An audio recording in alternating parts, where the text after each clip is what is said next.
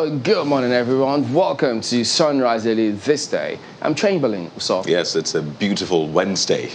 I'm Kayode Okikele. I'm glad you said it's beautiful, especially with all of the weather and everything that someone is feeling right now. Amaya Makinde, good morning and welcome. I feel unduly targeted, and I must say this. I feel targeted, and I think it's unfair. Why me? The Hamilton is not taking it easy on me. I mean, nose on blocks. There's a song by that artist. What's her name now? I forgot her name. If you ask me. Now, who I go ask? I just can't protest. Who do I protest to this morning? Or really? So DJ cannot play that song, unfortunately. Just play it in your head and in your mind. You know, it's the same thing. Yeah, whichever one you play. I wonder what your experience is, guys, because for me, it hasn't been quite easy. I think it depends on the part of the country that this is. And I've said it's, no, if this is what you're experiencing in Lagos now, again, I say, as Chamberlain pointed out yesterday, guess what's going on in Jos right now? They're having a lovely time. A lovely time. Okay. All the best to the people in I spent a particular Hamilton season in Kano.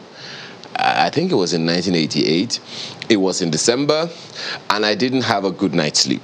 Guess what? I didn't even sleep in a bed. Anyway, so you can just imagine. It was one of those experiences that you have that you just never forget. So you survive. You do good. Speaking about being targeted, I wonder what Abuja residents, Abuja landlords would think. All right. Because believe it or not, the bill to compel landlords in Abuja to take rent per month on a monthly basis has passed second reading. And, Senator Smarter DME sponsored that. He led the debate on that subject matter on the floor of the House. And so I'd like to let you listen to part of what he said at the time. Mr. President, in the FCT, landlords demand between 1 to 3 years advance rent. This automatically adds a huge burden on the masses, subsequently giving rise to desperation and corruption of majority in this city. Advance payment for rent is indeed an outrageous tenancy arrangement, which is ungodly, un-African, un-Islamic, and un-biblical. Mr. President, even the United Kingdom and the United States, where we derive laws and system of governance, a tenant can only pay for where he has lived for a month. That is, it is a post-paid system, even in advanced economies of the world. This tenancy system, Mr. President, has continuously impoverished Nigerians who are salaried employees that can only pay rent after having received their monthly salary. That is when they are lucky to be paid as at when due. Distinguished colleagues, you may wish to know that many residents of the FCT are finding it difficult to cope with huge rent payments. And as an aftermath to this, Mr. President, many houses built within the city center for such purposes are empty. Oh dear. So if that sounds like music to your ears, just give me some thumbs up where you are. Well, okay, no, I don't think the landlords are just what was that? But goodness. It's a mixed bag, really.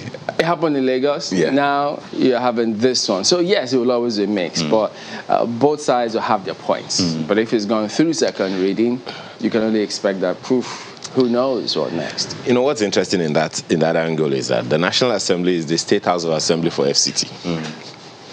So it's within their rights. Yeah, of course. Yeah. The president is the governor of the FCT. Okay. So they can do that for the FCT. So they can do that for the FCT. Just as Lagos did that. Just as Lagos is doing. So that angle, first of all, so people don't have the idea that it's a national legislation. Oh no, of course. And it's quite different what's playing out, I think, in Abuja and Lagos. For Lagos, which is quite interesting. I'm not sure if people have started tapping into the provision for Lagos. So Lagos essentially has the government providing funds, which I imagine that it will pay the landlords, and then you can now pay Lagos State monthly. I think that's the idea that Lagos has. But for this FCT, I don't know if there will be a provision, a fund that can, because the idea for landlords, or the question for landlords is, wait a minute, it's my property. Why would you be paying me monthly? How am I going to recoup? I mean, they're used to that lump sum. and it does well. But the thing about that, look, there are many components of these things. Well, whether or not it's their property, yeah, everybody knows it's their property and things like that. I mean, there's several other properties across the world where these things apply. But the thing is, you know, both parties have a huge role to make this work. Because if you look at when it happened in Lagos, even today, people get out there. Basically, the way it works is they just seek an agent. So they talk to the agent, and the agent in many cases will insist, all those property managers, they will insist that no, it has to be 2 years. 2 years or 3 nothing. years, actually. Or 3 years in some cases, or nothing. And then sometimes there's a 10% agency fee, there's a 10% legal fee.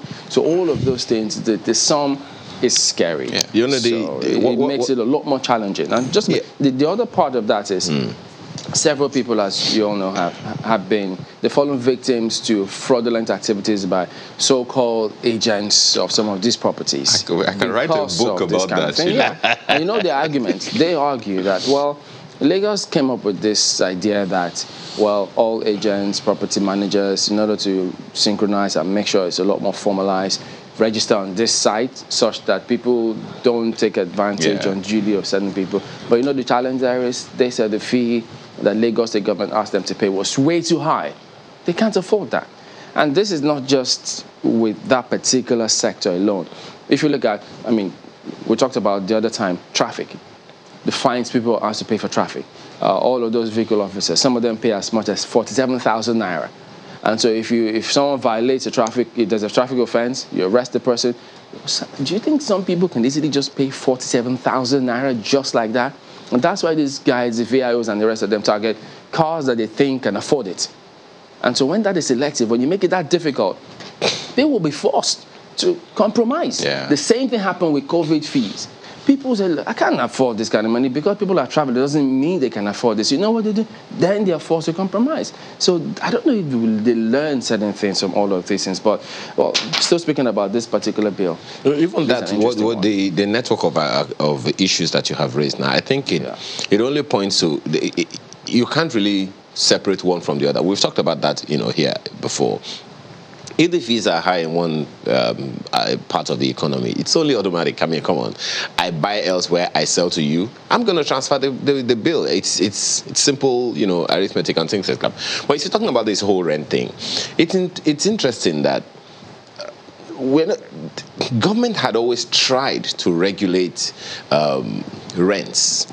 I remember a song I listened to, I don't remember which artist sang it now, many years ago, and that's one of the things that they did with music back in time. They document government policies with music. So there was this musician singing about the Mobolaji Johnson government of Lagos, saying that certain categories, certain groups, they could call them categories, of houses in different areas of Lagos paid certain categories of amount of money, in Ikoyi, in Abeokuta, in Ibutemeta and all those places. There are certain things, certain degrees of money that you pay. I don't think that system occurs anymore. So the question you want to ask is, what happened to that? Secondly, we're talking about people having to pay yearly as opposed to paying monthly or even paying weekly.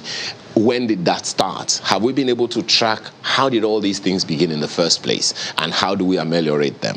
People invest money in building their houses for good reason. Many of these houses were originally residential. For reason of economic downturn, they became commercial, businesses. So what have we been able to do to help people get out of the economic quagmire that they are in? In Abuja, I hope they will be able to persuade the people in Abuja to do these things. If the law is there, the law will be the law. Oh, really? Isn't there a law in Lagos? Really? Isn't there a law in Lagos? Yeah, but the law didn't say everyone caught. Whoever is caught, if you violate the law and you're faced with it, you will face the music. That's Chamberlain, what it is. just as you very well know, you've been looking for accommodation. You said you could write a book on accommodation. You've been looking. There's a lot of us out there. You've been looking for accommodation, and then someone offers you, an apartment and says, "This is what you're going to pay." Are you going to wait to go to government to say, okay, they're trying to, bill me for 1 year instead of 6 months? But before you come back, you know how fast the wheel of government runs. Yeah, before you come back, someone else may have taken the house. And they tell you that the house is gone. Yeah, that is where the problem lies. Because some of these things we know that in that property industry, it's just artificial pricing. Because in some of these countries where these people go, these people who build these houses, many of them travel, they know what's obtainable elsewhere. Yeah. People build houses privately, but there's a going price. I agree with you. You cannot sell above this going price. And if it's above it, they'll tell you, no, reduce this. You don't even have to be in those places to even do some of these transactions. I agree with you, hook, line, sinker, and boat. But the question is, those who know where these things happen also know how strong or not our own systems and infrastructures are. And there are those who know exactly how to take advantage of the system. So you are for the Landlords Association, you are for the Tenants Association. No, don't target me. Okay. I think it's also important to look at those, the conversation around abandoned property in Abuja. Yeah. I mean, there's a whole lot of them. I mean, we need to start, I know there was some talk about that, but we need to initiate proper policies to, get a hold of those property and use them well. I mean, for the economy or for different reasons. And also, have we done an impact assessment on all of these, policies? Because it's one thing to have those ideas, but talk about how this will affect landlords and tenants. I know tenants that think, well, paying monthly might be difficult for me. I'm used to, trying to save up towards the end of the year because that's when they have reduced pressure, so they can actually pay off. Yes, you have very amazing landlords, and I need to say that. But on the other hand, you have landlords that are not close to being amazing. So I think we need to understand what people want first before we go into this. Because if you test this bill now, you see how popular it is. Yeah. Or not. So if it is that popular or not, for him to have moved that motion, they debated it. So if it passes and it becomes law, a lot of people will subscribe to it because that's also obtainable, because it puts a lot of pressure on people. And that's why people, look at these days, everybody wants to just get the money now. And that's why we export this same kind of attitude or character to foreign countries. And then they see how people are doing certain things and you feel, come on, guys, it doesn't always have to be this way. Yes, they need to learn. So how is the one in Lagos working? So can we improve on that to ensure that it catches on? I know they'll tell you, are you supposed to tell me how I build? Look, they're not taking your house from you. They're only telling you how to do certain things. Your money is still your money. If you still want to play in that industry, there are rules in every industry, and there are rules in the media where we play. We have to comply with the rules, the regulatory bodies. So if it's going to work, if the people want it, if the government feels this is the way they should go, I don't know. I know. Okay, tell us what you think about some of these things. We need to hear you too on this one. So, but we'll be back and take you through some of the dailies in a moment. Don't go away.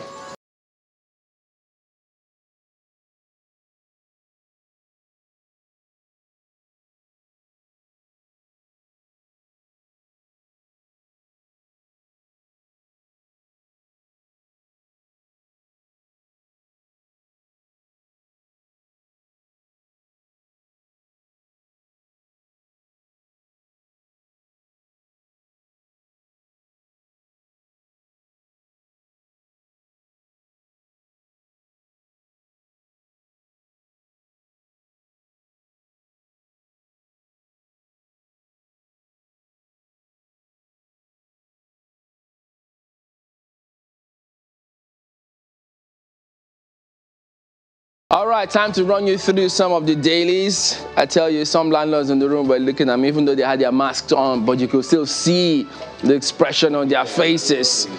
Yeah, even the ones with masks.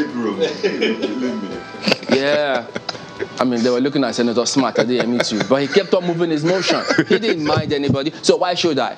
I'm only just, anyway, look at New Telegraph. This morning. FG admits economy in red as debt service engulfed 4.2 trillion naira in 2021. Whoa. You know, this economy being in red, there's been several, even the former minister, at the times, tighten your belts. Yeah. They told us that several times. Well, let me not let Ayo remind me now of SAP and what happened at that time. Please, don't worry. Don't worry. Don't target me. I'm reminded already. That word is just that word today. Target. Look at this right here. Nigeria's tax to GDP ratio, one of the lowest in the world. Let's go to Oshubajo. Well, we need to look at it in context too. The value of our currency, the inflation rates, the economic system also, its economy and things like that. The unofficial taxes maybe. Several. Reps urge FG to save for future generations. I remember once upon a time, Nigerian Governors Forum at that time had an argument with the president. Why should I save? I need it now. I need to do certain things now. Why should I save? So now, reps are urging FG to save for future generations. So what's with our... Okay. And then the last of the writer says, borrowing for consumption, threat to Nigeria's economy. Obi. So all of that story related with the economy, all here for you to see. Whoa, look at this. It could interest some SME advocates. Just above that lead story, Nigerian startups raised $31 million in January. Firms earned $1.5 billion in FDI last year. Hope I'm seeing this right. I mean, Nigerian startups doing the work of the Lord since 1900. But you know that stats too, that data about startups, how many of them survive after 1, 2, 3, 4, 5 years? No, the information from NASMA says on the average, any business that's able to survive 5 years will do well, and very, very few of them do. Very few that's able to survive 5 years will do well. Yes, will survive. But if you cannot cross that 5-year hurdle, that NASME representative has been here to tell us this over and over again, and he says part of the reasons that frustrates them is regulations, fines, fees, levies, and all kinds of things. Well, a few of them business plan, but majority is as a result of external factors. But businessman, fantastic idea. But really, don't forget that most of these people go into business for sustenance, not for sustainability. We need to change that. That's the truth. If it's not sustainable, how do you sustain yourself? That's the thing. Sustenance and sustainability. Feed for today. So essentially, that's the viewpoint. So I'm going to it with. Essentially, you're meant to actually start with a long-term plan. Exactly. Break it down into maybe mid-term and short-term, and then the source. Assuming you're going to get banks to give you that infrastructure, the support structure, so that you can plan on the long term. Because if you have to plan on the long term, you require finance for that planning for long term. Exactly. So, well, look at what you see at the bottom strip. Both interesting. Okay, let me rush through it. No, there's no time. 2023 presidency. Clark urges Atiku Saraki Tambawa to quit race. And then Verify says 9 persons kidnapped daily in Kaduna. Oh yeah, I mean, looking at the figures. How many governors admit this? Yeah, I mean, Kaduna, for one, they release figures from time to time, but I mean, those figures are never anything I look forward to, because it chronicles how many people have died, how many people have been attacked, kidnapped, and it's really sad. I wonder if security agencies assess themselves based on that report, challenge themselves, saying, listen, we can't let this happen. And if there are it's repercussions, 9, we have to reduce it to 5. If it's 5, we need to make it 2. If it's 2, make it 1. If it's 1, we'll make it tough for even to happen at all. Yeah. Who knows? So repercussions for those attacking people. I mean, we've talked about that severally, but let's turn our attention to the front page of the Vanguard this morning, and what you see is higher oil prices driving subsidy cost to 3.5 trillion naira. So there you go. Does that now put to rest the projection by the federal government for subsidy payment? Well, for some, it still doesn't quite add up. But let me take a look at the writers. Landing costs going to 394 naira per litre from less than 360. Total cost may hit 413.16 naira. Under recovery projected at 248.16. OPEC suffers 190,000 barrels per day supply shortfall. It's a page 5 read, and it just shows how quite interesting the coming days will be. Oil prices going up, landing costs going up, plans to remove subsidy, what, after 18 months or what, and you wonder what happens in the coming days. But that's how the Vanguard leads this morning. There's insecurity as well. Kidnappers on rampage in Kaduna, Katsina, Ondo, Ekiti, Abia. And I'd also like to see perhaps in that story what is being done to curb that rampage, because that's just one side of that story, and we need to know what is being done by security agencies, the communities, our leaders essentially, to stop all that rampage. There's other stories on the front page. ASU should be cognizant of fiscal pressures we're facing. That's coming from the president, saying We're in this boat together, all right? We need to understand our situation. There's Mr. and Mrs. as well. Thank you. Because I don't want to face backlash from Mr. and Mrs. You could be Landlord targeted. Association. Yeah, So Mr. you- Landlord. So you have Mr. Or Mrs. right saying to Mr. Looks like they're dressed for work. So Mrs. says, I discovered an envelope under the carpet. It contains 10,000 naira. And Mr. clutching to his briefcase with his tie, big one I should say, says, I discovered. When did you become Mongo Park? That's Mr. and Mrs. for you this morning and Vanguard front page. Well, the story on the front page of The Guardian is not so pleasing. It's one of the stories that you talked about earlier. What is being done about it? The Guardian newspaper has this one. El-Rufai seeks help as bandits kill 1,192, kidnap 3,348 in Kaduna. Find the story on the front page of the Guardian newspaper. The writers, 9 persons kidnapped daily in 2021. Oh dear. Northwest needs a military theater command to tackle banditry, says governor. It talks about what's been done. And CAN calls for El-Rufai's resignation. What should be done? Okay. Well, that's what should be done. Okay, what's being done now? That's the question. Okay. CAN calls for El-Rufai's resignation, says report self-indicting. Find the story, continue on page 2 this morning of the paper. And right under that story, ignore governor's pressure, sign Electoral Act now. PDP lawmakers urge Buhari. Please rescue 113 teens from illegal rehabilitation home, NAB operators. There are many questions around this one. First of all, for how long has it been? What state it is? What is it that the state Ministry of Women Affairs or whatever it is are doing for that to exist without them knowing? Because I thought that there's a place in one of these ministries that's supposed to be protecting children's interests. But that's what you have on the front page of the Guardian newspaper, among several others this morning. Take a look at Daily Trust today. Electoral bill as a theme. Governors, lawmakers clash over new clauses. Written consent for consensus sends jitters to governors, others. PDP lawmakers want Buhari to sign bill immediately. Experts differ on presidential assent. So there you go. If you thought that it was dry Uhuru, on this one. No way. it's not yet Uhuru, clearly, as you see here now. So that's the big one you see on the front page. So we'll focus on that in a moment. But that's Daily Trust today. Absolutely. Let's turn our attention to Daily Times. Daily Times leads with that ASU story, saying another angle really. FG will honor promises made to ASU, Buhari. That's how the Daily Times leads this morning. The education sector is a very vital one. So ASU should respond to that soon. We'll see. I hope it's not going to be in the manner of sit down, look, or wait and see. I hope this is not the year of any strike, really. We're starting on a good note, and I hope we maintain it.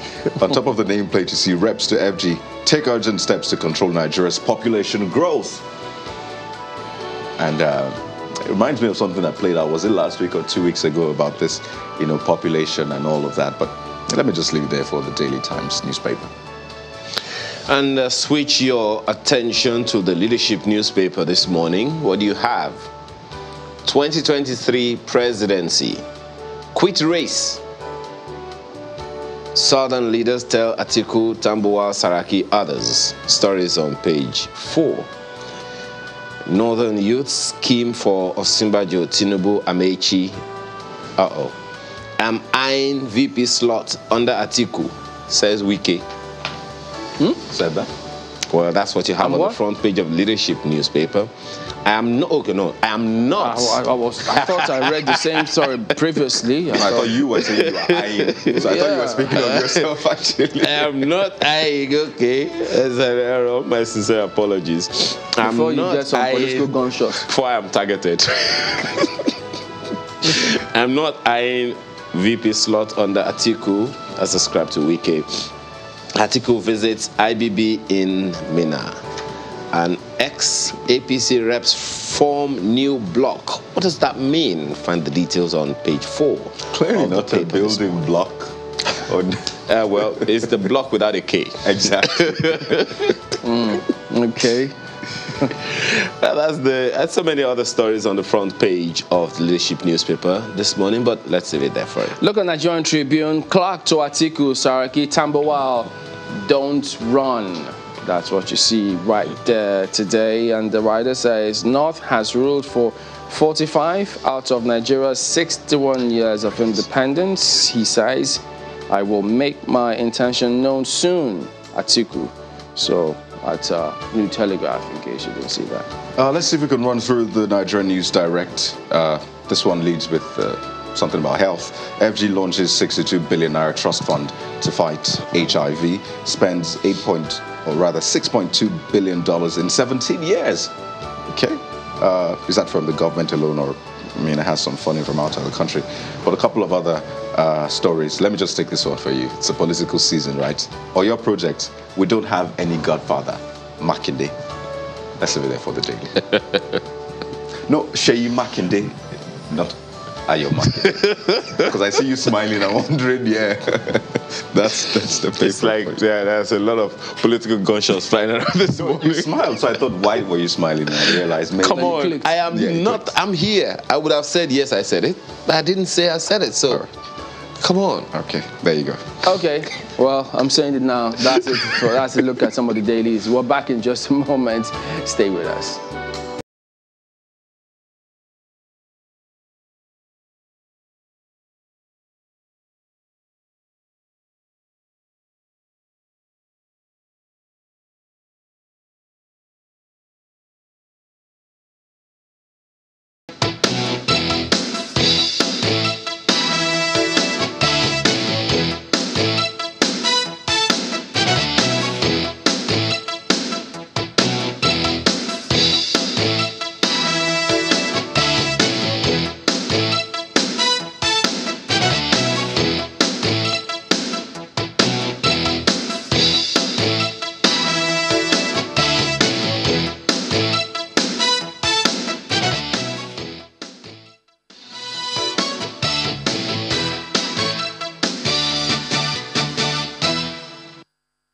I want to use this opportunity to ask President Muhammadu Buhari to sign the Electoral Act, which the National Assembly has bent over backwards to make sure that everything that he has complained about, we have given it to him. And so there is absolutely no reason why the Electoral Act is still with him. Just like my colleague said, we have made them, they said they want direct primaries. We say, okay, if it will mean giving Nigerians a very sound reform, electoral reform, we accept. They came back again and said, oh, we have rejected. They are the ones rejecting. They say, okay, we want indirect. We say, we agree, but give Nigerians electoral reform. They came back again and said they want consensus. We have given them consensus. Again, I'm hearing that amongst them, those APC governors and whatever, with their rule, are still plotting for president not to sign. Nigerians are tired of APC. I think the most important thing on everybody's agenda now is the electoral bill which the National Assembly has passed. I think that the Nigerian constitutional system is quite clear. The National Assembly makes laws. The president acts in the best national interest of the country to sign and assent to laws. And when we look at the fact that with just a couple of months to elections and even primaries, that the president has not signed the electoral bill, we all should be concerned.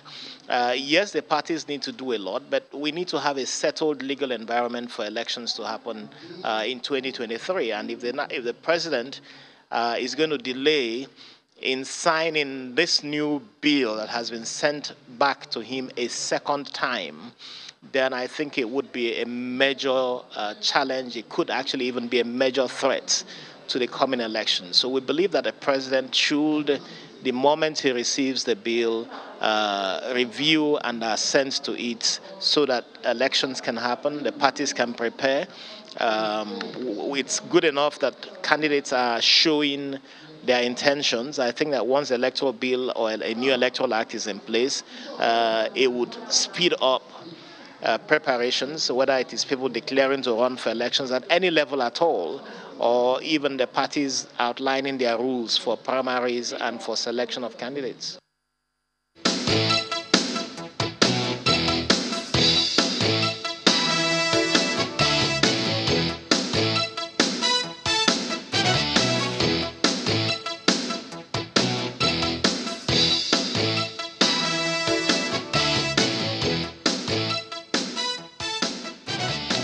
Welcome back. Well, yes, those are the people who will be joining us on this segment to shed some light on that improved or re-amended electoral bill.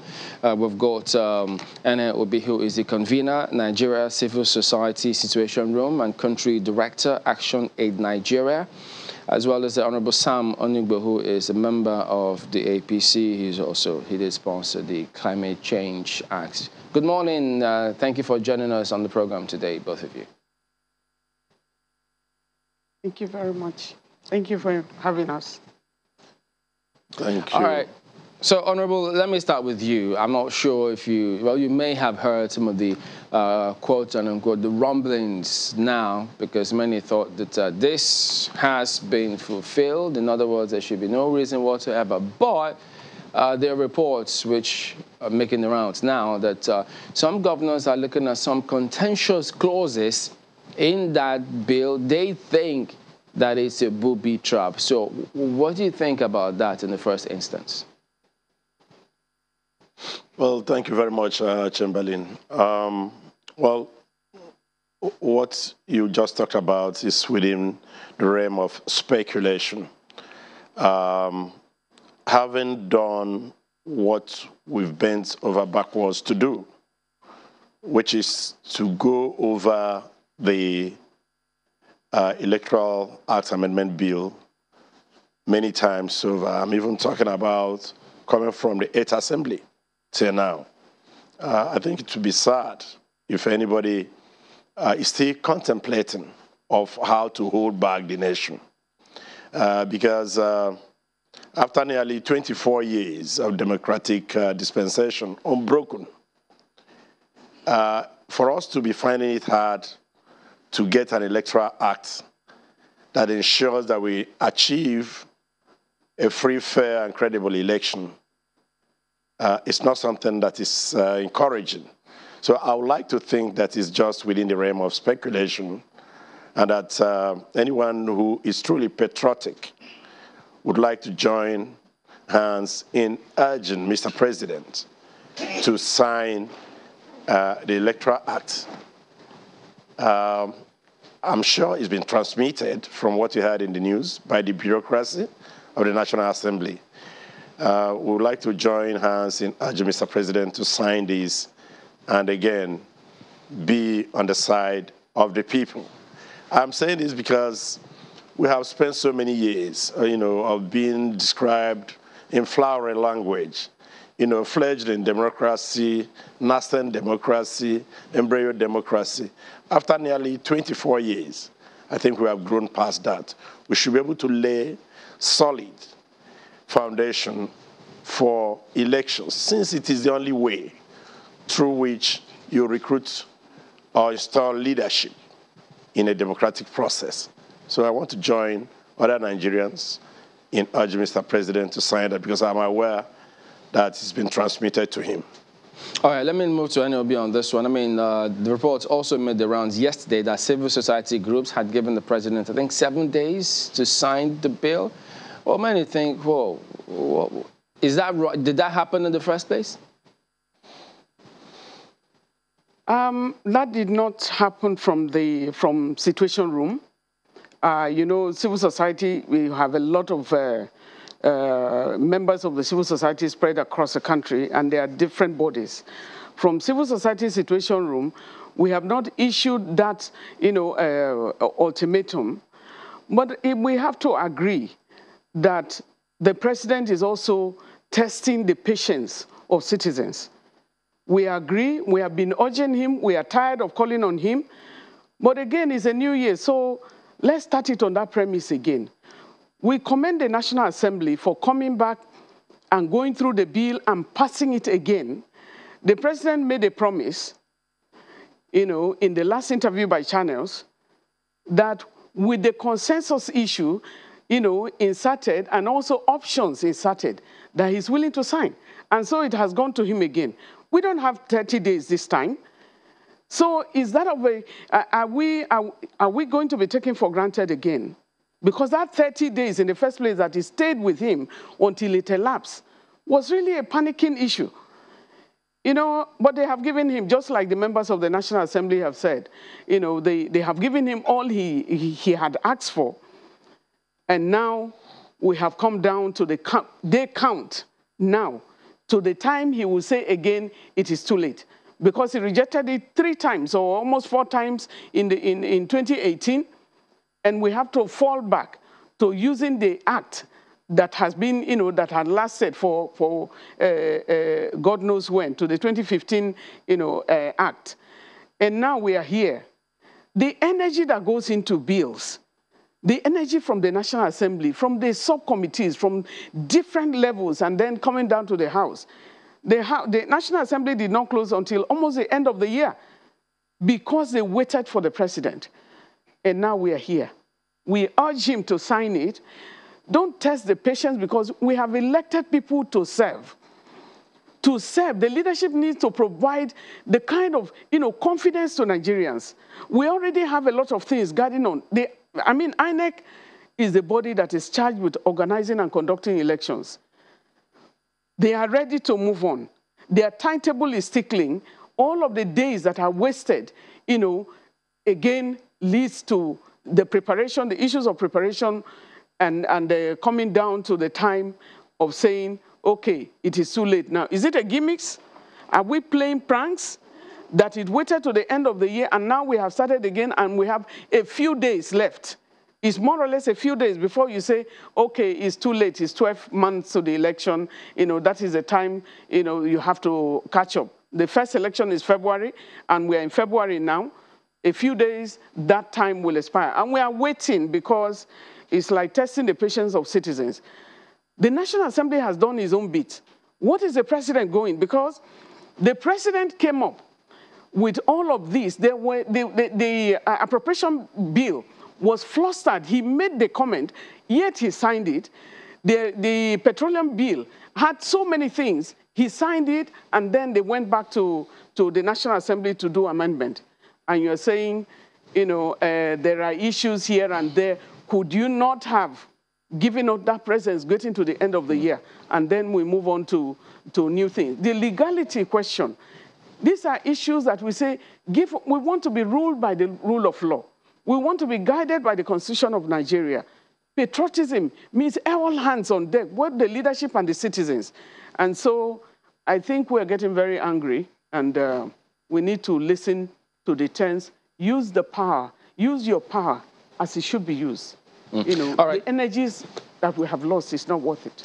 Honorable Onugbo, let me bring this back to you. That was referred to where we did say that some, which was also reported today as well. Let me read section 84(9)(a), which says, a political party that adopts a consensus candidate shall secure the written consent of all cleared aspirants for the position, indicating their voluntary withdrawal from the race and their endorsement of the consensus candidates. Well, there's B and C, but if I could stop at A, and the reason why they think that this is a booby trap to whittle down the powers and the influence of the governors, who they say in politics is all about your interest first.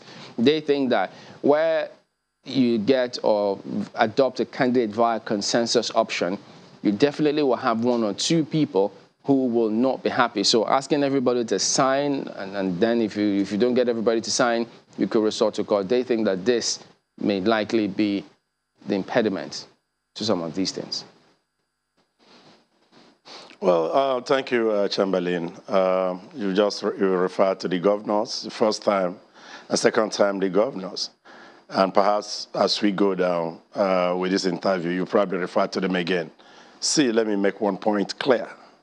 You were a governor for 8 years, at the most. And I see very many of them in the National Assembly who are now joining us to ensure that we secure the political landscape, the electoral landscape, to ensure that you get a level playing field for everyone.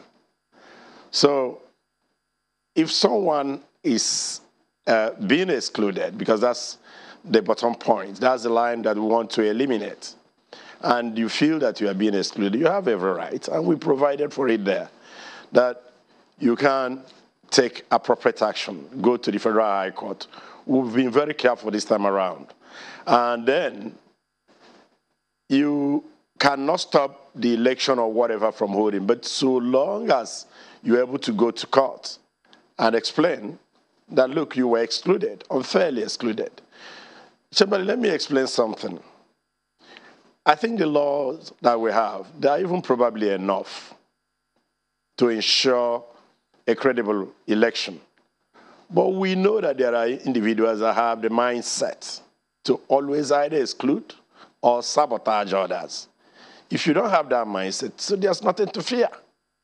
You should be able to allow the system to run. Why are you worried about something that has not even happened? Except if you have something in your mind with which you want to undermine the system. So I would like to urge also the governors to know that you are a governor for 8 years. And after that, you are almost at the mercy of the next man with extra powers. It's happening. It's even happening as we speak. Some who were governors about 4 years, 8 years ago, are now facing the threat from the new helmsmen in their states. So let's have a level playing field for everyone. We put in those provisions because lawmaking and amendments, you look out for things to make for the good of the society. And when we found that there are loopholes, we decided that those loopholes should be plugged. One of the reasons why we have been busy working on the Electoral Act is that the individuals implementing them, the governors, some major stakeholders, and the bureaucrats, party bureaucrats, sometimes they set out from their homes in deciding that XYZ should not participate in this election, and they work towards achieving that. So if we have administrators or governors who have the mindset to allow the system to run smoothly and productively for the good of the people, I don't think we'll be talking about where there is a booby trap and where there's no booby trap when you have not tested the law. Right. So I don't think they have anything to fear. Well, Honorable, for you to appeal to the governors, as you have done, to some would imply that the governors indeed have a lot of influence on the president's assenting to this bill or otherwise. So just how much influence do the governors have on the president's decision this time around? Well, that's a bit, well, I would not say it's hypothetical, but it's difficult to actually measure. Because I know that Mr. President has said on several occasions that he would like to leave a very good, a solid electoral law in place. And we have assisted him. We've made the ground very smooth for him to be able to achieve that. So it's difficult for me to really state or know how much influence the governors, again, plan to exercise over Mr. President. But I started here by saying that I would like Mr. President to be on the side of Nigerians, to be patriotic, to leave a legacy. Let this be one of his legacies as he prepares to exit in 2023. But to again have any reason whatsoever not to assent to this bill, that will probably not reflect well on his image when he bows out. Therefore, if anybody is actually trying to influence him in a negative way, he should be able to juxtapose such an attempt against the kind of legacy that he would like to leave. And of course, I'd like to see him choose that which is patriotic, that which he helps to install an enduring democratic process. I said before, after nearly 24 years of democratic dispensation, should we still be running around talking about this over and over again? I was there in the 8th Assembly, and I know how many times Mr. President returned the Electoral Amendment Act. And at the end of the day, he did not sign it. So to now know that some people are planning to put on him a patch or an image of someone who does not keep to his promise is something I do not think that Mr. President would like to associate with. I think he's a man of honor and a man of integrity. And he has made a promise to the Nigerian people during the Channel's interview that if these amendments, which he specified, if they were added, that he would sign. He says so. Well, let me take this to Madam Obi, because yes, there's a lawmaking process, there's the ideal which we're trying to get to, but we cannot take away all of these, what do they call them, politicking, all these undercurrents and the rest. And I just wonder, listening to, the PDP lawmakers speak, listening to Honorable as well, and some other people who have spoken about, this moves by, is it governors or interested parties? Is that something you're taking into consideration as well? Because the governors might tell you that, hey, we also represent the people as much as the lawmakers say they represent the people. So is this something you have factored in as well? And do you think that this will be a major deal breaker going forward? The governors are to govern the states. Yes, they have NEC meetings, which they come in to meet with the president and so on. Their jurisdiction is at the state level. What are they doing, in terms of delivery at that level? And now, coming to mention, the National Assembly is the one that is charged with making laws. They have done all they can. Both APC members and PDP, they are coming out and said, okay, you want this, let's give it to you. And now they have sent it back to him. This is not something that should even extend beyond this week. And so it's like toying with the lives of Nigerians. There are so many steps that are also not being followed. The National Assembly has done their own, because when you are giving us this bill, who is going to run the bill? That's another side we have to look at. The choice of those who have been put in the commission now calls for question. And so you are going to give us this bill, but you are now putting people with questionable characters into the commission. You had some people that have done fantastically well. We have election in a year from now. We have a couple of elections, of course, in the next, the off-cycle election in the next few months. But you are tying our hands by not passing the law, and then the kind of people you are exiting from INEC. Because while we had the build-up and the kind of credible personality, the people with integrity that we have in the commission today, is because of when someone from the civil society came in, and I remember President Goodluck Jonathan saying that his own, that when he got the name of Jega, he said 3 times the name of Professor Jega came up. And he brought him in, not even knowing him. That is when you are searching. Is a Nigeria, they call to patriotism. The Nigeria that you want to see after you have left. The Nigeria that you ought to be present now. I can hear Honorable, we are talking about, it's not, you want to leave a legacy. A legacy, you are sitting on the seat now. That is when you can use the access, the power that has been given to you. And if you don't use that power appropriately, because there's a lot of wastages going on, wastages of time we should be spending, we should be talking about insecurity in Nigeria. We're not talking about it because we're talking of electoral bill. You are having traditional rulers coming all the way, to the federal capital to come and talk to the president about security when every aspect of the country should be covered by the commander-in-chief of armed forces. And so when you are looking at all of this going back and forth, the credibility, a number of people from the civil society that were brought in to bring in more, integrity and also stability to the system are being booted out. And so what are we talking about? There are so many sections that have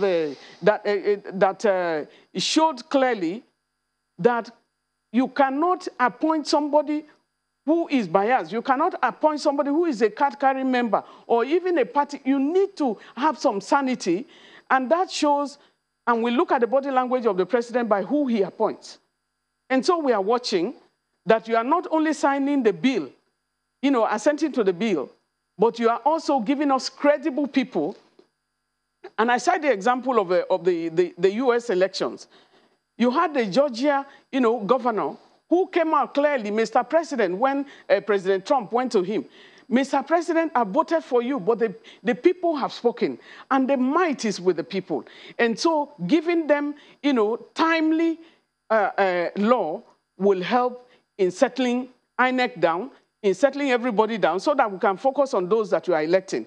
In terms of the appointment of the people, normally, the appointment of electoral commissioners should go to the Council of State.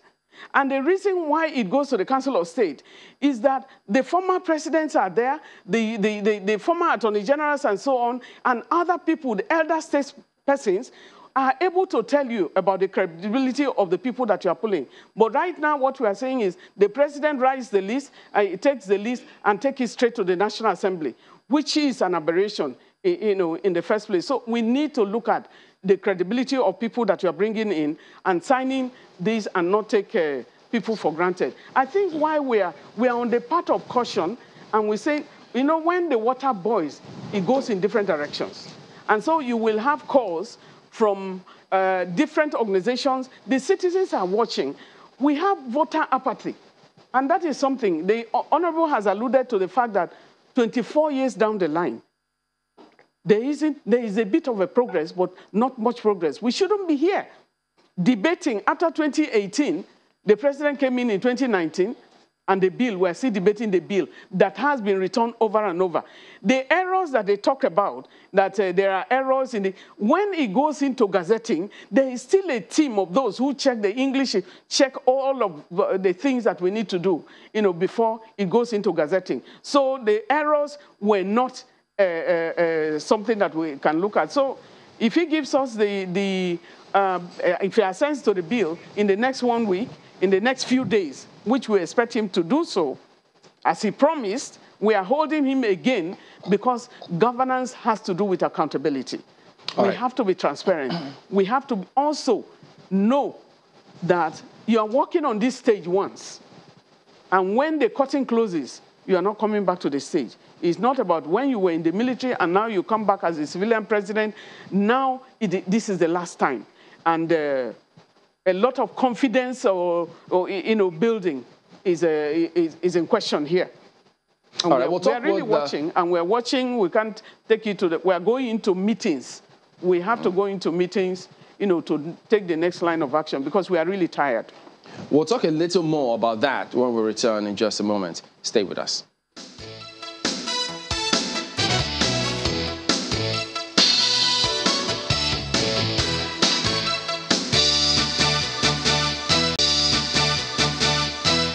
Thanks for staying with us. Well, Madam, you were talking about confidence building the other time, and just before we took the break, the question that comes to mind is how? You know that generally, most of the time, whenever people hear government, that there are questions on their minds about the trust level, trust quotient, everything that concerns government.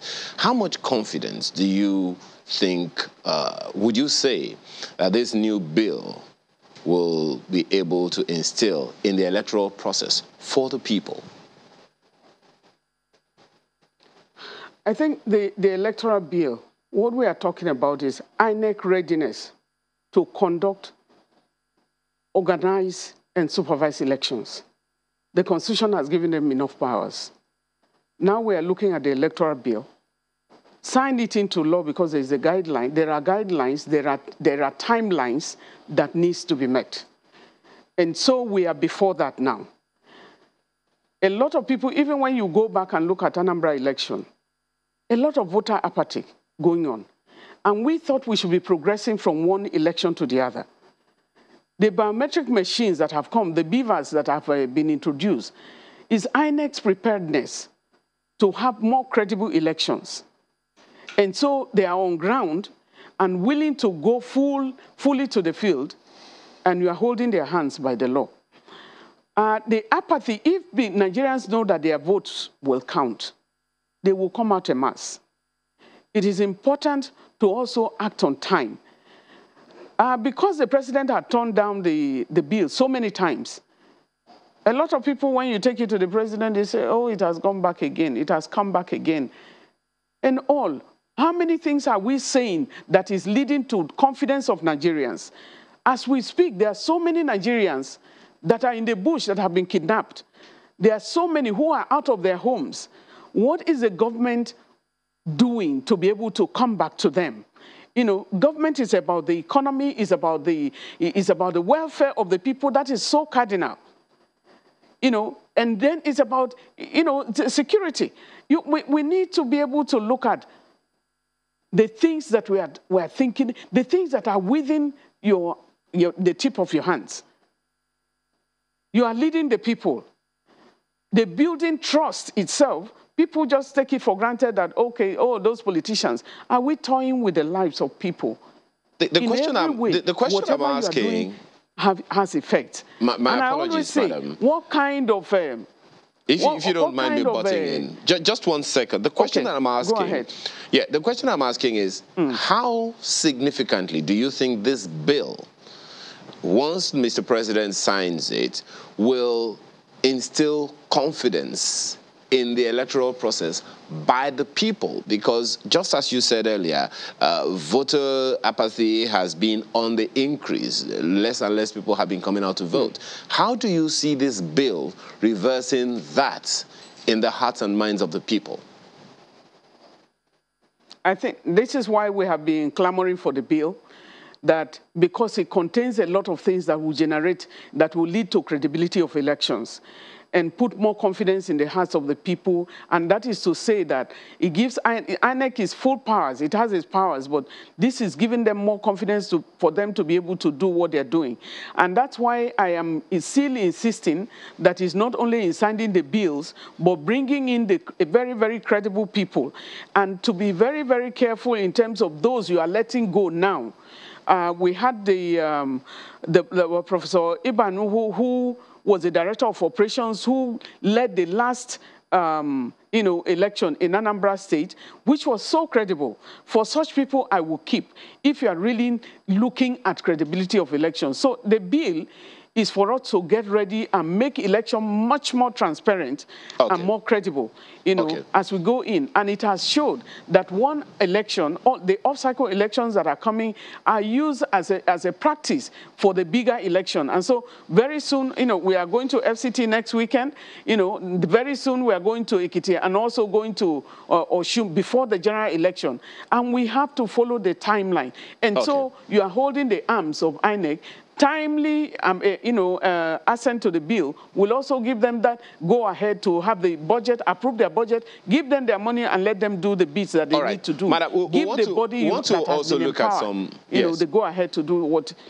Yeah. Well, thank you. And for the civil society organizations, we are also looking at going into the field, working and carrying out sensitization for people to go into use the opportunity of the continuous voter registration and register, and also, going on to cast their votes as they should. Okay. Well, Honorable, one of the questions that comes to mind about this is some of the concerns that you raised earlier concerning the same issue, where you talked about that clause exactly. That first part of it, right on the screen there, talks about the fact that there needs to be written consent. There are those who wonder that perhaps that is one of the concerns that the governors are having. So there are those who say, well, if you ask all aspirants to sign a letter of commitment before, agreeing to this, they may be popular with the people, but not popular with the governor. Do you see some of this and a number of other concerns like that on the part of governors, if it is so, as valid or not? Well, excuse me, my brother, I've said earlier, and I'm talking based on practical experience, I'm a second-term member of the House of Representatives. And I just said that some governors who are in the Senate now are at the mercy of their successors. So why do you leave a terrain where everyone is afraid of the man who is succeeding him? Well, if we continue to point out this and point out that, do you think we'll be able to sign this bill at the end of the day? I would again go back and urge the governors to allow the bill to go by not influencing Mr. President negatively. Because the other side is with the media. Sometimes I just watch. Even people who abuse the systems, who sabotage the systems, are still being celebrated. It's a source of concern. So I'm using this opportunity to urge you, your colleagues in the media, to look out for individuals who do not want this country to move forward by their conduct. There are very many of them. And like I said, oftentimes it is the governor and with major stakeholders conspiring with the party bureaucrats to say, okay, Chamberlain is not going back, even when the people want him, even when the people have identified him as an individual that is working for their interest. So the governor's pointing out is those things are loopholes that we have decided must be closed. Why are the governors, some of them have just a year to go, why are they too worried? Why are they too worried? They've gone back and forth on this issue. And now they're being fingered as individuals that have influenced the president negatively in not signing the first bill that was put out there. So I would like to see a situation where all hands are on deck to make this nation move. I started by saying those flowery languages or words with which this democracy was described in 2000, 2003, 2007, fledgling democracy, nascent democracy, embryo democracy. We've grown past that. And still, we are still in a place where we are going back and forth with governor said this and governor said that, and they have a maximum of 8 years. Should the nation now come to stand still because somebody was made a governor? This is something we should ask ourselves, particularly those of you who are in the media. So let's have a level playing field. Let's look. Absolutely. Let me bring out some information here. On March 3rd, I believe, 2020, the national chairman of INEC, we had a retreat in Lagos, because I'm a member of the Electoral Matters Committee in the House. And he put out a lot of things out there as things that they found out in the field, trying to implement the Electoral Act that we are trying to amend now. He talked about us looking at party primaries, that we should find a way to fix that as we amend the Electoral Amendment Bill. It's there in his speech. He talked about pre-election cases. There were 809 of them that they had to contend with before the elections. He talked about how to ensure that the parties have a level playing field for everyone. Some of these things we captured, some other ones we also noted and included based on our experiences as those who are in the field. So it's intended to have a level playing field for everyone. And like I pointed out, I have said, 8 years you have to spend. And within the 8 years, you want to destroy every system. I am one of those who supported, direct primaries, and I'll tell you why. We need a situation where the individuals, democracy is for the people. Let them participate in shortlisting those who are going to serve them. But when they don't participate in shortlisting and people are forced on them, people are imposed on them, at the end of the day, those individuals who are imposed on them do not work for the interest of the generality of the people. Instead, they face their own business. The only thing is, for those of them who fell foul of the law, the EFCC chases them around once or twice, but they're still walking around with their loot. So we have to really install a system that ensures that we move forward. Right, Honorable, I certainly hope that those new provisions... a situation where you are still talking about... In the electoral... This is not working, this is working for us. Okay, we have to wind down in a few minutes, but I do hope, certainly, that those concerns about, imposition have been sorted out with the new provisions in the one sent to the president, especially defining what consensus is. But, the point you made earlier on, I imagine that you're not asking the media to put people on trial and then convict them, because that will be the work of the judiciary, which will report from time to time. But, I mean, this is a good challenge, I must confess. And I imagine, as someone who is very vast in the workings of, the political parties, government, would you be willing, to name those people so the media can pick it up from there? Thank you, my very young man, you're asking such a question. But look, perhaps that's not what this proposal is all about. We live in this country, and you know as much as I know. It's not a question of asking me to sit down here and start naming individuals that you know are out there. All I have said is that we would like to see a situation where the media is a little more detailed, thorough, and a situation where they don't come around to celebrate individuals who got to power through dishonest, fraudulent means. That's what we are saying. Because we've seen situations where individuals, when we are talking about what goes on, where you see a few people get together, they see someone who is popular, someone who is working for the good of the people, but they just get together and conspire and sabotage the individual.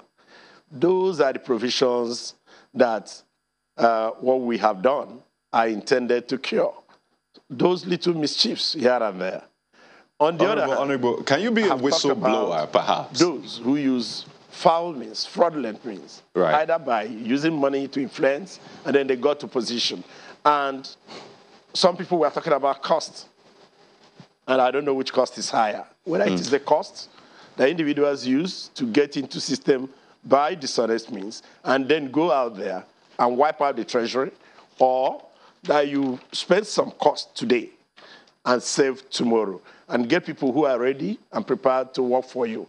So it's not a question of coming here to say, name the individuals. I am a legislator. I participate in making laws for the good of the country and not to run around and name individuals.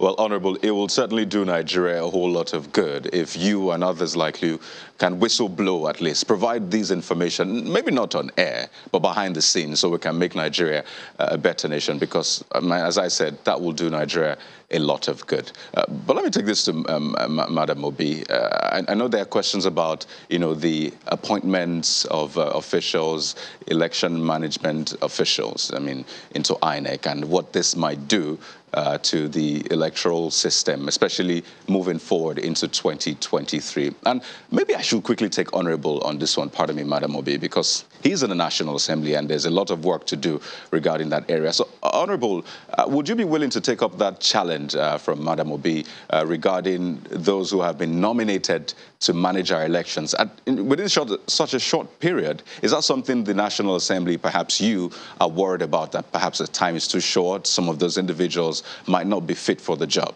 Are you concerned as well? Well, this thing happens from time to time. It's constitutional. And whoever that is in charge is at liberty, in line with the provisions of the Constitution, to constitute members of the National Commission. Perhaps we have one or two individuals who have really paid their dues, who are good, who have delivered. Similarly, we also have some other ones. I know of a gentleman who was nominated from my constituency. He has been around. He's worked with INEC for a very long time. He has experience, and I know that once he gets in there, Mr. Okago, he will be able to deliver. So we want changes once in a while so as to be able to perhaps enhance the performance of a system. I know that there's gain in some stability, but it's better that it's matched.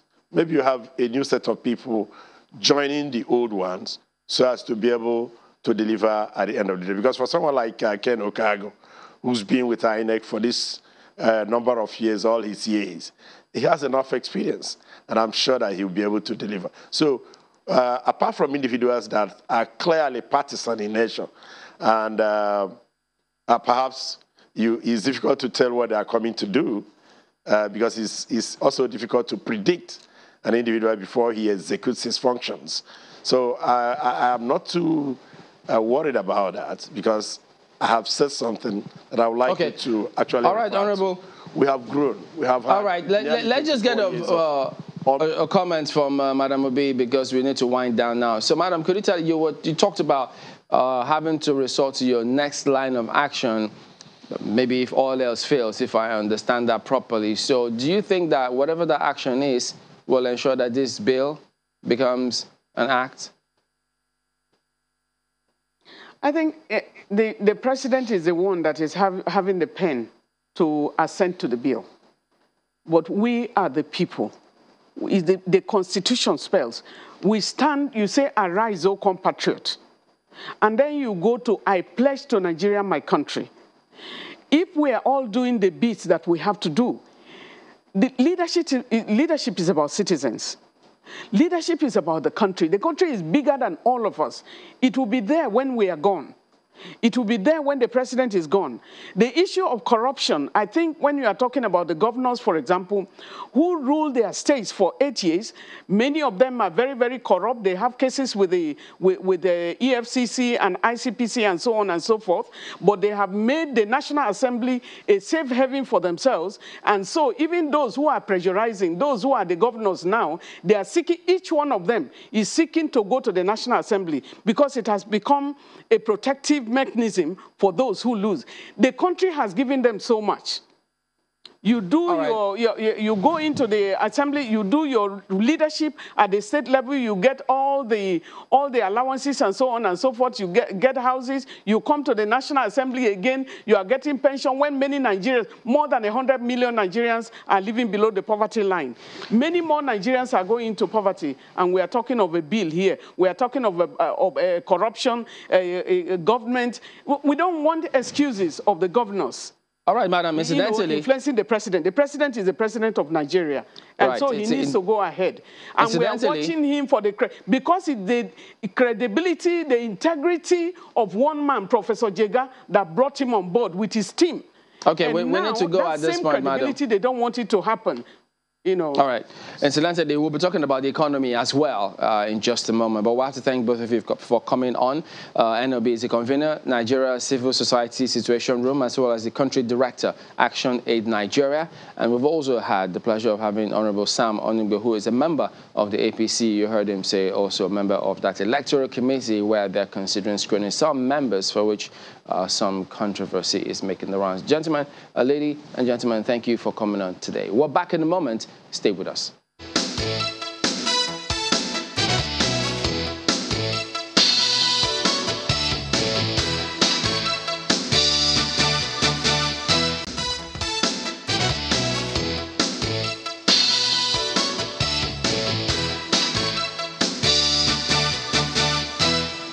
Next is, as Jimbalin said earlier, we want to talk about the economy and how to make it better and more beneficial to everyone. This morning we have with us Adeyemi Adeniji, who is an agro-entrepreneur, cocoa exporter, and MD CEO Starling Global Limited. Thanks for joining us this morning, Mr. Adeniji. Well, there's been a lot of talk. Yes, good morning. There's been a lot of talk about the ease of doing business in Nigeria. If you don't mind sharing with us, what have been your own experiences in that area?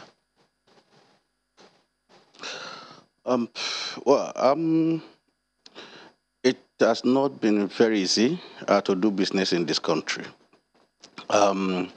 looking back at our experiences, for a very long time, we have been having so many troubles. Is either the road or the port congestion, the taxes by the official ones and the unofficial ones. You have the MDAs, government agencies, having overlapping duties that increases what we pay.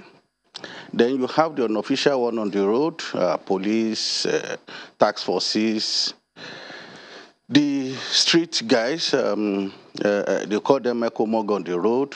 So many people have really made the business very difficult, and it has been more difficult than before.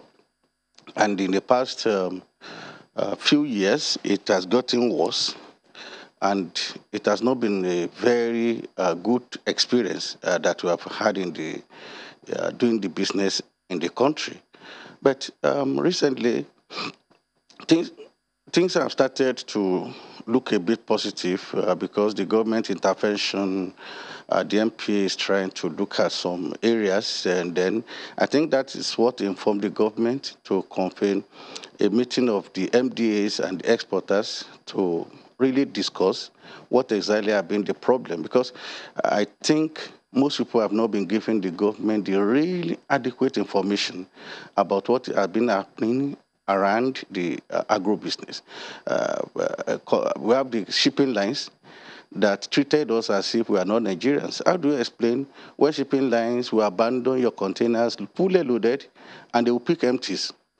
Because they can make more money by loading empties out of the country, making the country to suffer. Or when you look at the regulatory authorities like CBN bringing out circulars that will destroy the export of commodities, regulations that were not discussed with practitioners, and they will just force it on you, that you must adjust and follow it up. It has not been a very good experience. You know, when you speak about perhaps people not giving government the right information, I understand that the Enabling Business Council have been going around getting data, trying to collect reports as to what's going wrong, how can they improve upon it. Were you one of those who have been approached? Have you ever been approached to give your input in terms of the impediments that you face doing business?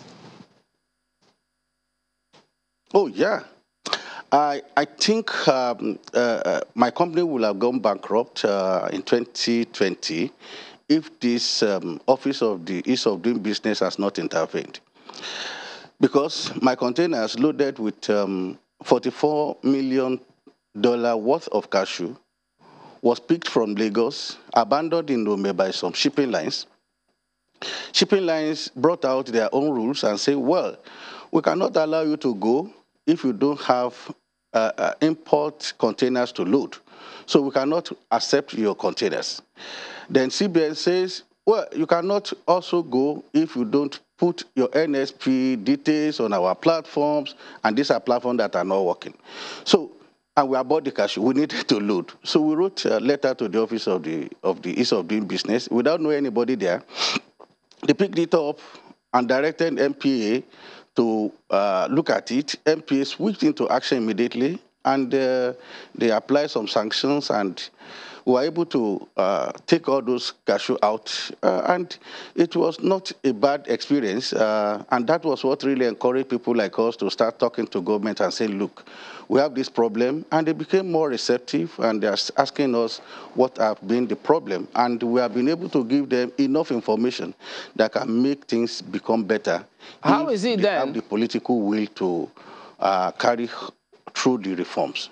So how is it then that you say that some people are not giving them the right information if they glean information from corporations like yours?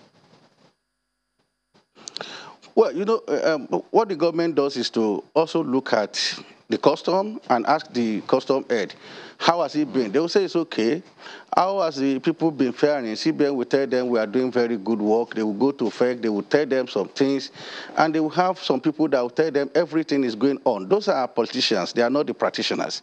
So government believed them in the past, But now I think when they started seeing that things are not really working, they are also looking at their performance indexes, and they're finding out that these things are not working. I think they were worried, and they decided to say, okay, let us really go to the practitioners and ask them what exactly have been your problems. And I think at that point, we started to talk to them. They invited us, they reached out to us, and it was the first time that it happened. And we came out very strongly to tell them, forget what people wrote on the papers, what they tell you. We are the practitioners, we are here. We know that it's not as very easy as they make it to be. And like some of us have really moved out of the country. We now have businesses in Ivory Coast, in Guinea-Bissau, in Senegal, in Cameroon, because we are private sector. Well, if anything happens to us, nobody cares. So you have to look for where you can do your business. So I think at that point, the government became a bit worried, and they started to talk to us and say, well, how can we help? What can we do? So they should forget what what people are saying or what they see, but let them come down straight to us and see it physically so that they will understand what the problem has been. I think they have started to do that. Okay, and that's why we're doing this, so that we can improve on whatever it is we're doing wrong, and such that we don't have to have businesses leave the country because of frustration. So if you could tell us, at the moment, what is it that those other countries are getting right that you think we can do here, given the fact that we have the figures such that we can leverage and even do better and have businesses come back here, as opposed to having them leave the country? Yeah, the first thing is to look at the port. The other one is to look at the corruption. It is terrible. In other countries, there are corruption, but there is law. Nigeria, if you are powerful, you can support it. How do you explain when government agencies will just write circulars and they insist that this is what you should do, and if you don't do it, you are in trouble? Let me give you an example. Quarantine services. We were paying 1,250 naira per container to get their certificates, which is necessary in the past. But recently, they just increased it to 10,000 naira per container. And without consulting us, they did not discuss with us. They just said, we have forced it on you, then you must pay. Second example is Central Bank of Nigeria. They said, now we want you to abide by e-invoicing, that we are going to get a global benchmark of price for you. How do we marry that one with somebody like us that trades on international commodity exchange, that changes every minute, and you have a gap about 200 to 300 pounds in between, or when you trade in cashew that have different qualities and different grades?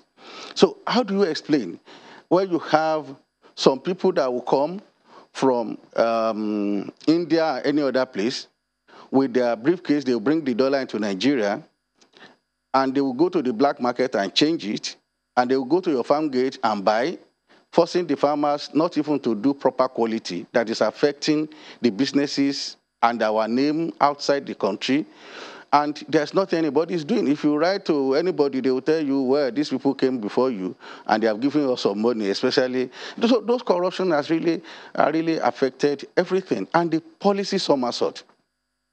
Because when you want to write a policy, you are expected that you look for the practitioners and discuss with them. Okay, how do we go about it? Imagine this circular written by CBN was on January 21, and they said it will take effective date from February 1st. And how do you benchmark a 2.5% increase or decrease in the price of commodity that is traded on international commodity exchange, like a stock market?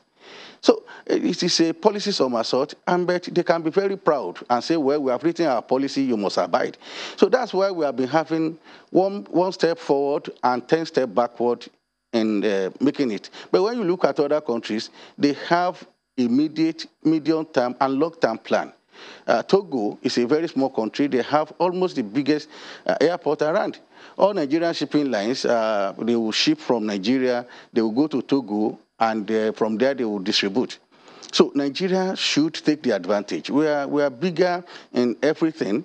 We should not have so much problem. We should export our commodities, our services to other West African countries because we have the competitive advantage. But it's not happening. Right. And other countries will give you opportunities to do it. In Nigeria, they will give you taxes that is unbearable, and you have the road to the port that is a terrible thing, and you have to go on batches, and custom is another terrible, block. They will tell you this is how we want it. You imagine if somebody has traded in, loaded container from Kano and seal it, and after sealing it in Kano, the custom has checked it in Kano, they will send it to Lagos.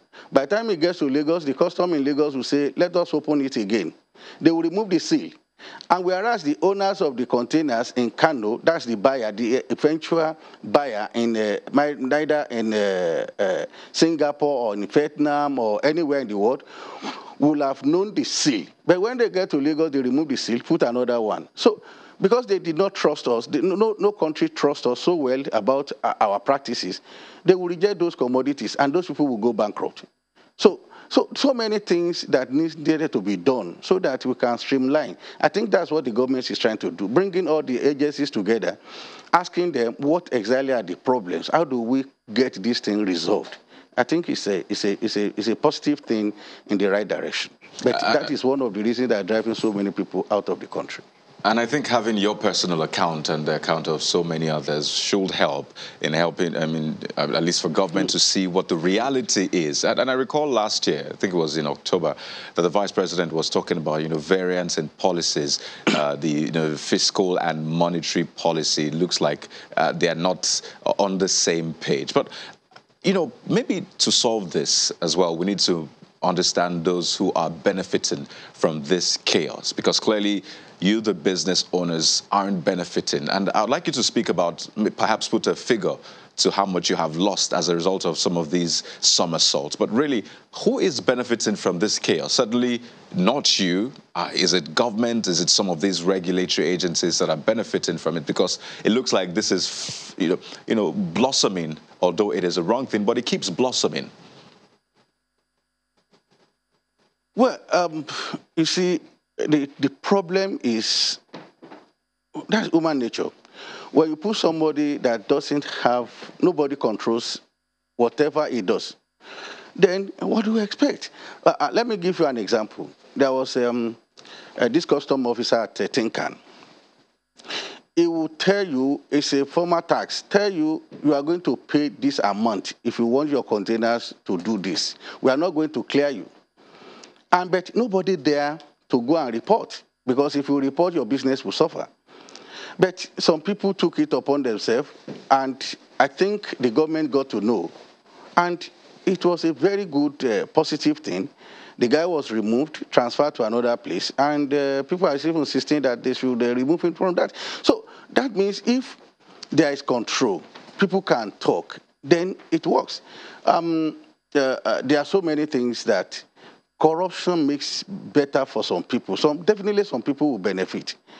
Because how do you explain the road is not good, there's congestion on Papa Road? They form a task force. This task force will tell you you have to pay, before you go, 35,000 naira per container at Alakija. They diverted you from, instead of you going through the normal road, they will divert you through Alakija. And at that corner, they will collect the 35,000. It's cash per container. If you have 200 containers, you have to pay 35 times 200. And they won't come straight. They will use the civilians. We call them mekomong. And at that point, when you pay, that's when your container can go. But can you go and tell the government that this is what is happening? Because even when you say it, they remove those guys today. Somebody who is benefiting will put them back on the road. They are tax collectors, and they are collecting for some people. So definitely some people are benefiting.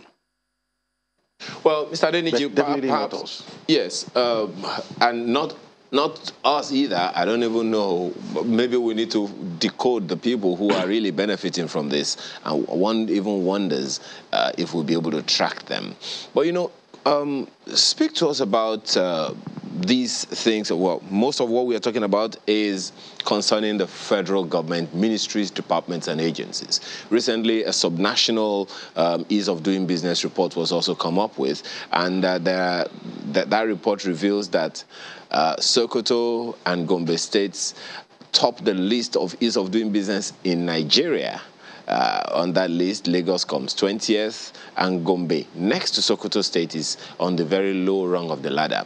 Speak to us what your own experiences have been concerning ease of doing business in various states in the country.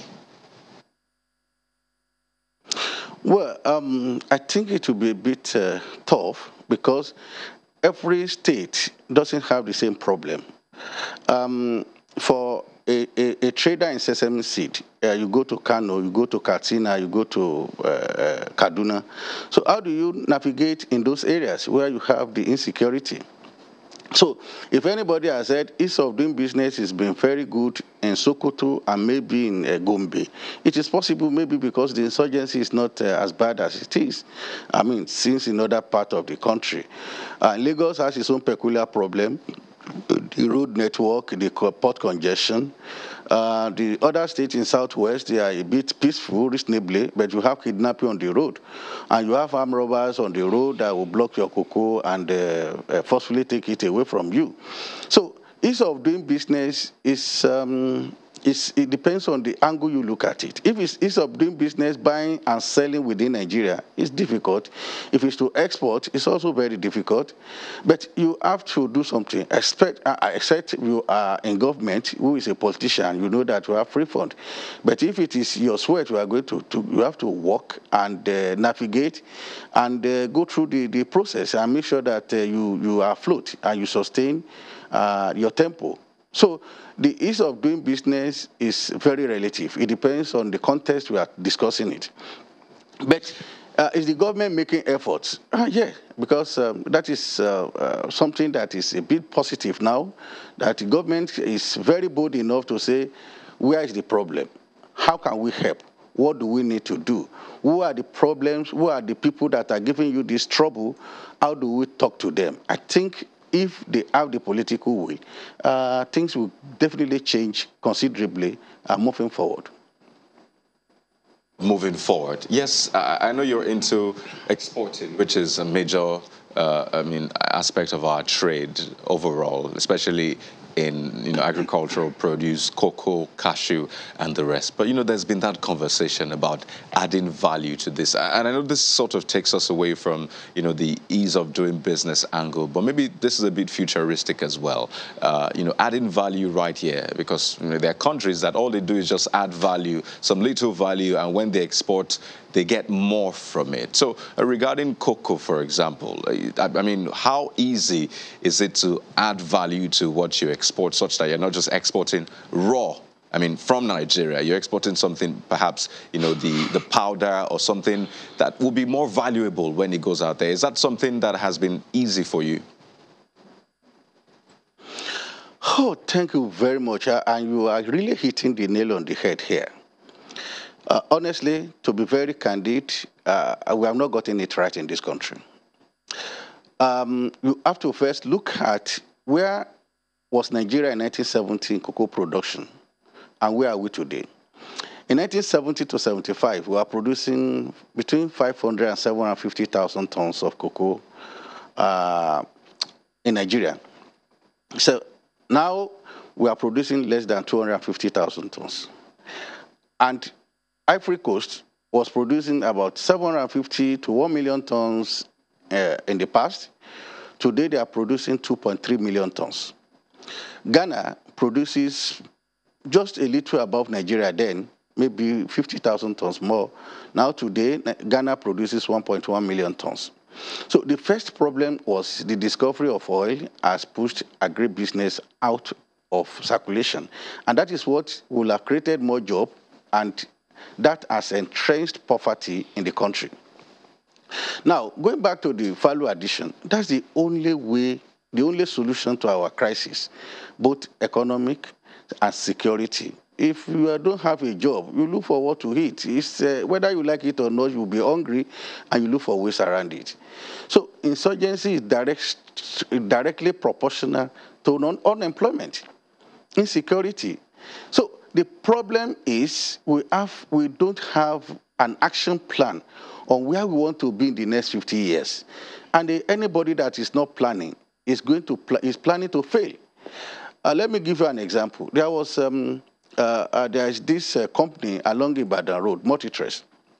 The owner designed it to produce and process hand-to-hand cocoa, from chocolate to fragdagana. They want to do cake and all those ones. They went to bank and borrowed money, and because of the economic harshness, they hold the banks, and they transfer this thing to AMCOM. For 10 years and still counting, AMCOM has sealed that place. And the condition is you have to look for money to pay. How would they pay if they are not trading? So, and somebody is there sitting down and saying, well, that's the rule. And nobody is looking at what is the benefit of this company to be running. It's only recently, let me digress a bit. At the meeting, Dr. Jumake said, Starlink, you are not a faithful Nigerian because we are moving your businesses out of the country. We said, no, it's the terrible situation of doing business in this country. And today we started talking to some people to do value addition. Nobody that is in our business will be happy to be an exporter of primary products. I'm a member of FCC. That's a 13-member people that manages the cocoa economy in the world. I'm the only black man in that committee. And you find out you are always not happy. You come back and very pained in your heart that why are we here? As a country, Ghana started to add value. Ivory Coast started to add value, and they are scaling it up every day. Nigeria is not.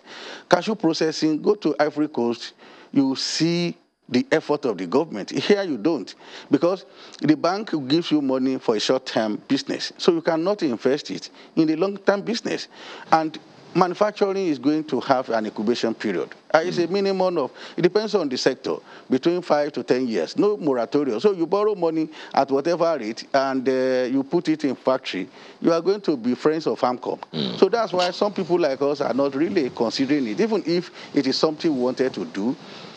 As long as there is the political will by the government to sit down and say, okay, where the rich regression should stop. Let us even stabilize it first. Then let us see what direction we want to move. We can't be complaining that we are in poverty when we are not making efforts. Are we really encouraging people to go to farm? Are we giving them the right equipment? Are we giving them the right attitude? Nigeria has cocoa research institution, Crane, in Ibadan. About this, Mr. Adeniji, you know, it's very interesting that when you... My sincere apologies. It's very interesting when you talk about these things, especially from an experiential perspective as you have. And I'm pretty sure that so many people have heard you loud and clear. Thank you so much for your time and thoughts this morning.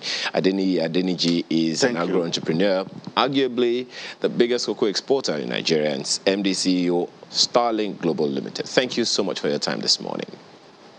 Also with us in the studio this morning is, yes, you're welcome, Director Operations, Rice Farmers Association of Nigeria, Shehu Muazu.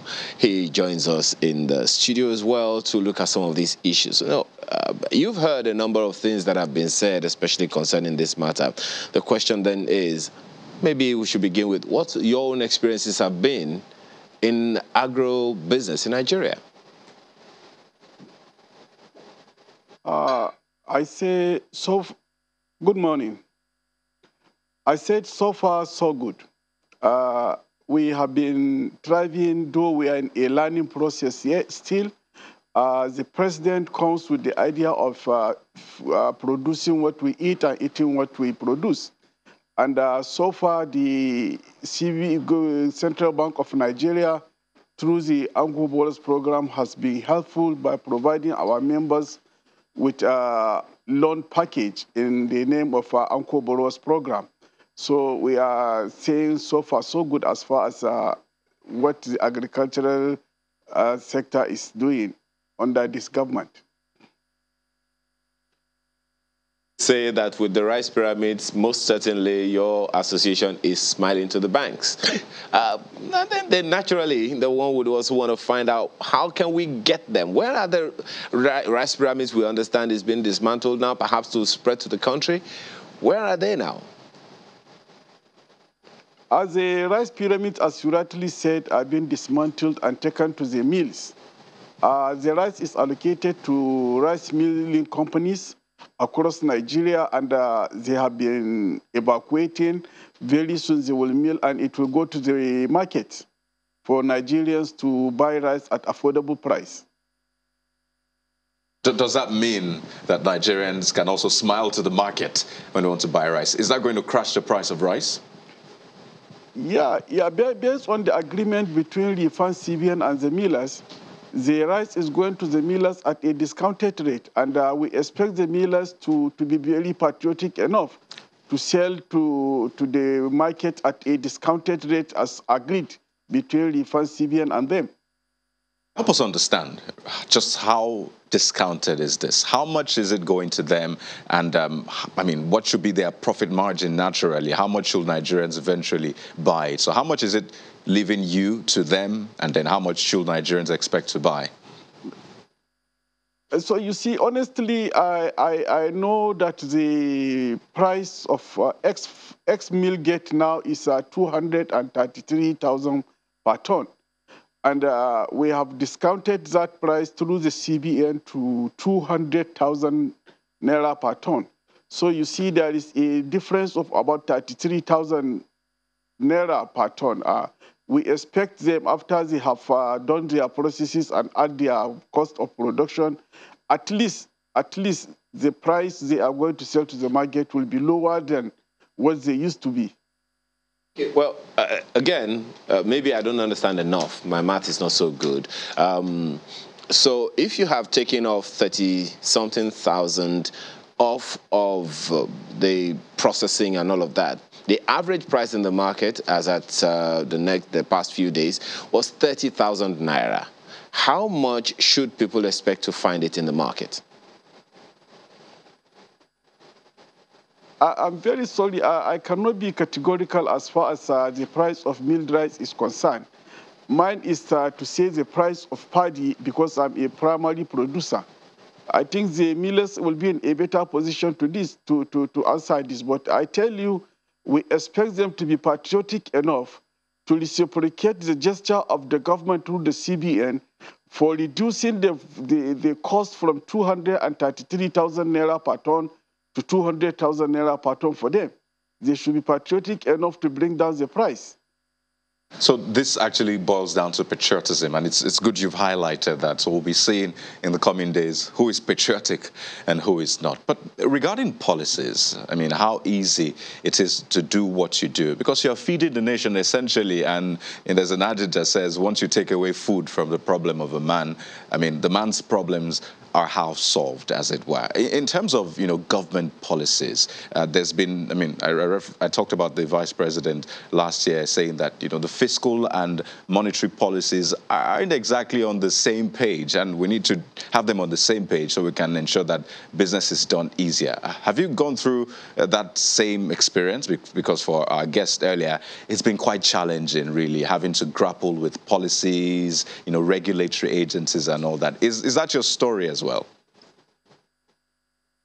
You see, we all know where we are coming from. And this government comes and says, this is what we want, this is our vision.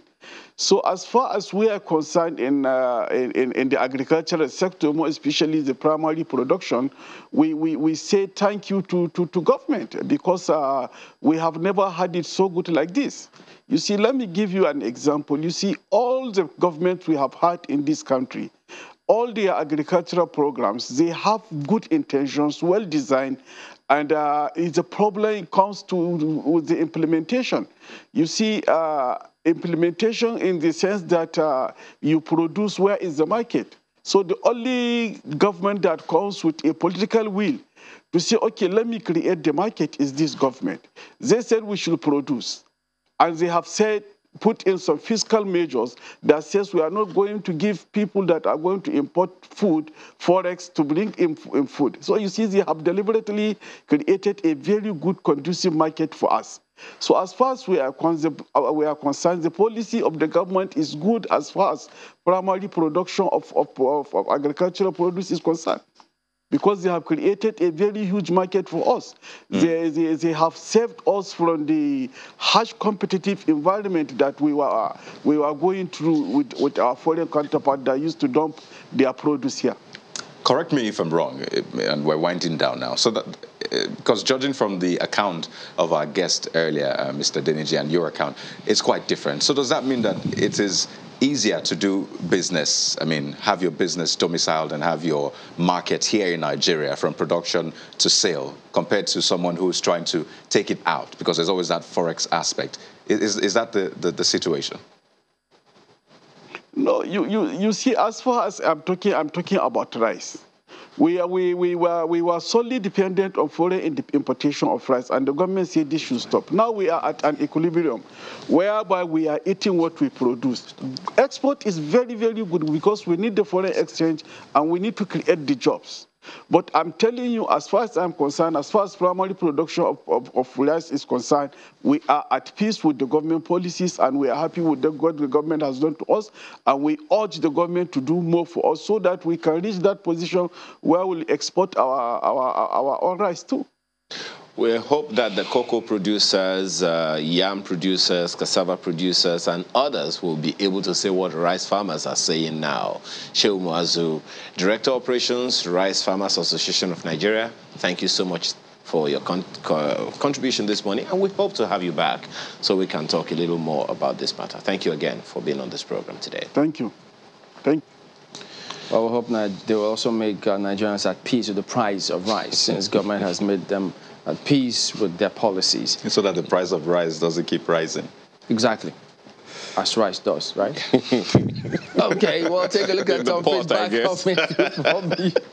But this is from FE, talking about the electoral bill, says, I salute the courage and strength of civil society, including journalists, for the continuous pressure on the political leaders to sign this bill into law.